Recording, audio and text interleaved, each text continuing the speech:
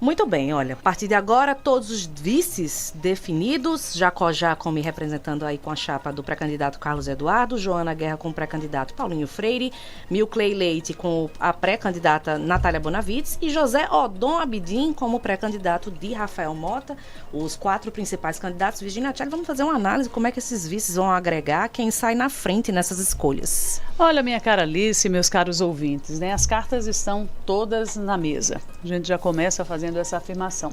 As coligações estão fechadas, os vices estão definidos, as candidaturas aí consolidadas e agora começa para valer o jogo da sucessão municipal, que este ano tem uma característica bem interessante, porque ele é um ensaio para o que vem por aí em 2026. Dos 4 candidatos aí mais conhecidos que estão nessa disputa, a gente percebe que o pleito vai ficar entre Carlos Eduardo, Paulinho Freire e Natália Bonavides. O deputado Rafael Mota, o ex-deputado, ele mais uma vez lançou o nome dele aí como até uma palavra que já circulou em outras campanhas, mas um outsider aí de um partido que vai para uma disputa sem nenhum tipo de coligação, sem tempo de televisão e até agora patinando nas pesquisas de opinião pública. Então a disputa de 2024 deve ficar mesmo entre esses 3 nomes que estão à frente aí das pesquisas eleitorais. E quem mais agregou na escolha do vice? Olha, minha gente, o ex-deputado e pré-candidato Paulinho Freire foi quem mais agregou aí quando escolheu o seu vice. Primeiro que escolheu um vice sem nenhum tipo de confusão de arestas de escolha. Escolheu rápido e escolheu um nome que foi indicado pelo prefeito Álvaro Dias, que é Joana Guerra. Isso deu uma musculatura muito grande à candidatura, à pré-candidatura de Paulinho Freire. Então, nesse processo de escolha, Paulinho escolheu melhor, porque escolheu uma candidata que deu todo o impulso que ele precisava através de uma indicação do atual prefeito de Natal, Álvaro Dias. E desde que isso aconteceu, desde 1º de maio, que Álvaro Dias arregaçou as mangas e está nas ruas aí ao lado de um grupo de 21 vereadores de Joana Guerra para tentar mostrar o nome de Paulinho Freire e convencer esse eleitorado. A candidata do PT, ela segue bem coerente dentro do que ela vem praticando, que é falar para a bolha. Falar é como o Júlio diz, ela prega para quem já está convertido. Essa é até uma frase de Júlio Pinheiro que ele sempre usa. Ela tem um discurso aí voltado para o PT até dos anos 80. Ontem eu estava conversando com um amigo e a gente lembrava. O discurso de Natália, ele não evoluiu e ainda está aí dentro de um PT que para muitos já é um PT, já é um partido que está envelhecido. Aí a gente segue aí analisando o Carlos Eduardo. A escolha de ontem, de Jacó Jacome. Olha, minha gente, essa escolha, ela também fechou uma porta e uma possibilidade de Carlos Eduardo agregar aí a sua legenda, a sua candidatura a outros partidos. Ele vai aí numa chapa Puríssimo Sangue e ainda, pelas declarações que foram dadas durante a coletiva de ontem, já fechando uma porta para um possível segundo turno, se ele não estiver nesse segundo turno ao lado de Natália Bonavides, porque é a porta que o PT poderia usar para apoiar Carlos Eduardo no segundo turno. Na hora em que ele traz uma declaração como as de ontem, minha cara Alice Pinheiro, ele já... Lize Pinheiro.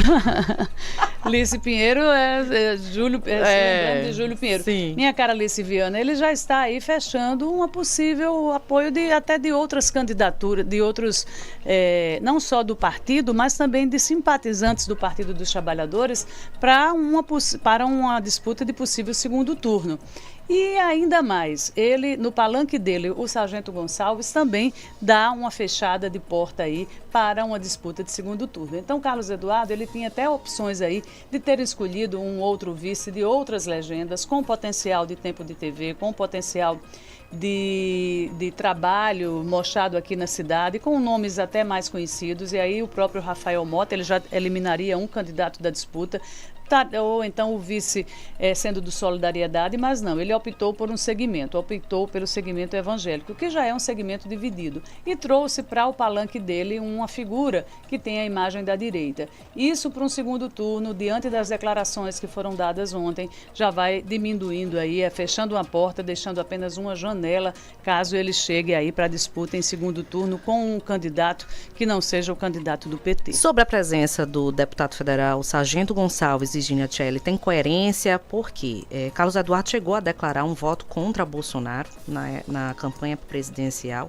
O Sargento Gonçalves é um deputado que apoia as pautas do aborto, da maconha, que Carlos Eduardo, na época, chegou a acompanhar com o PT, e agora ele diz que quer derrotar o PT. Eu não estou vendo muita coerência, né, a princípio.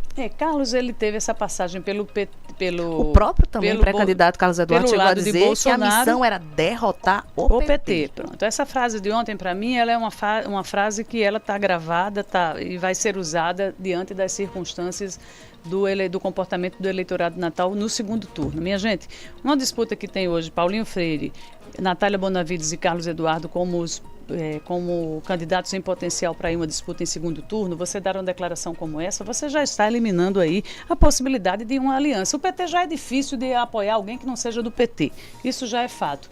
E aí, estando no palanque, pessoas, figuras como o Sargento Gonçalves e é aliada a essa declaração de Carlos Eduardo, dificilmente aí ele vai ter condições de pegar logo esse apoio de uma forma mais unificada numa disputa de segundo turno. Essa é a análise que a gente faz. E outra coisa, a vinda do PL, a do bolsonarismo para a chapa de Carlos Eduardo, como você coloca, veio na figura do Sargento Gonçalves. Todo mundo que acompanha a política no Rio Grande do Norte sabe as circunstâncias que o Sargento Gonçalves chegou para ocupar uma cadeira na Câmara Federal. Ele foi eleito a reboque aí, puxado pela candidatura de Wendel Lagartixa. Se não tivesse aquele potencial de votos de Wendel e eles não tivessem colados no final da disputa de 2022, Sargento Gonçalves não chegaria nem à Câmara Municipal de Natal. Então ele não é um puxador de votos na cidade do Natal. Se o bolsonarismo estivesse representado na chapa de Carlos Eduardo com a figura do Coronel Azevedo, eu até ficaria mais... Coronel Azevedo que chegou também a ser cogitado participar e que não vai. Não foi e não vai. Ele não vai apoiar Carlos Eduardo. Mas a presença de Coronel Azevedo no palanque de Carlos traria, inclusive, um candidato que tem realmente um potencial de votos na capital, está ligado a um segmento, que é o segmento da Polícia Militar, e faria um pouco mais de sentido. Mas você fazer uma aliança e trazer para essa aliança um representante do bolsonarismo que hoje não tem um potencial e uma força política em Natal, você também está aí já colocando o selo do bolsonarismo para um eventual segundo turno em Natal. Eu estou falando nas perspectivas de segundo turno. Eu estou até com um ouvinte que está perguntando assim, quando o ex-presidente vier a Natal, como está previsto de vir nessas eleições, o deputado vai estar no palanque de Carlos Eduardo ou vai para o palanque onde Bolsonaro está, já que ele se diz apaixonado, né, pelo ex-presidente? Pois é, as justificativas de Gonçalves. Boa pergunta, Pode ter sido um tiro no pé também, nessa decisão. Isso vai acontecer, viu?